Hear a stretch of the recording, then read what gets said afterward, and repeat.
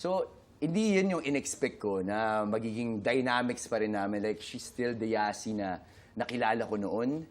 Very generous, napakabait. Parang sabi ko nga, parang siya yung nagbibigay ng siya yung nagbibigay ng liwanag lagi sa set kasi lagi siyang masayahin. So parang lahat di napapagod. Parang hindi lumipas in 10 years. But That's we'll be true. talking more about Yase. Paano kayo nakakabalik? Because Video City, Naitay Kapuso, is about going back to the past. Diba? Yeah. Paano kayo nakakabalik doon sa 1995? Actually, dito boy, ako lang dito yung nakakabalik sa past. Ikaw lang? Yes, galing ako sa year 2023 and then Yasi's from 1995. So, meron isang rewinder which is this one. This is actually the rewinder na ginagamit nyo sa pelikula. Okay. Yes. Ang ginagawa mo dito ay Pinipindot ko siya and then pagka may pinindot ka, bumabalik. Bumabalik ako sa Ay, past. gawin natin ngayon. Ay, ito okay? na. Gawin natin ngayon. Ito, fun fact, Tito Boy. Okay. Let's start with... Nung una, Okay. akala ko like display lang siya, sasakyan lang. Yung pala, rewinder siya kasi hindi ko na siya naabutan. Okay. Medyo ako rin, hindi ko naabutan masyado. Yes, kasi streaming ka na, Tito Boy, diba? Streaming. Okay. Sige. Yes, So, subukan natin. Okay po, okay At unang press para makapag-rewind tayo. Okay, go. Press. Yan. Ayan. Ayan.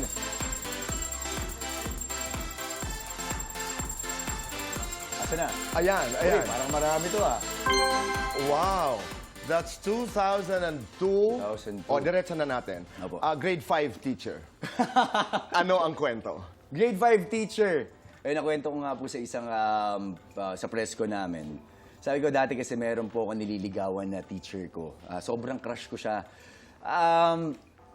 Kasi parang basta sobrang ganda niya. Tapos ako nung grade 5 ako talagang binibigyan ko siya ng bulaklak. Tapos pag ako yung parang sip-sip na estudyante na ma'am, ako na po magbubuhat niyan. Ma'am, ako na po magdadala niyan. Ma'am, ano pong gusto niyo? Bibilang po kita. Lagi pong ganun. And hindi po niya pinaramdam sa akin na oh, masyado ka pang bata, ganyan. Never niyang pinaramdam. Alam ng lahat. Alam ng parents mo, mom, dad, alam ng mga kaklase. Mga kaklase. Alam ng po mga nila. kaklase. So, Yes. niloloko kayo. Niloloko kami lagi sa school. I mean, ako niloloko. Ikaw, oo.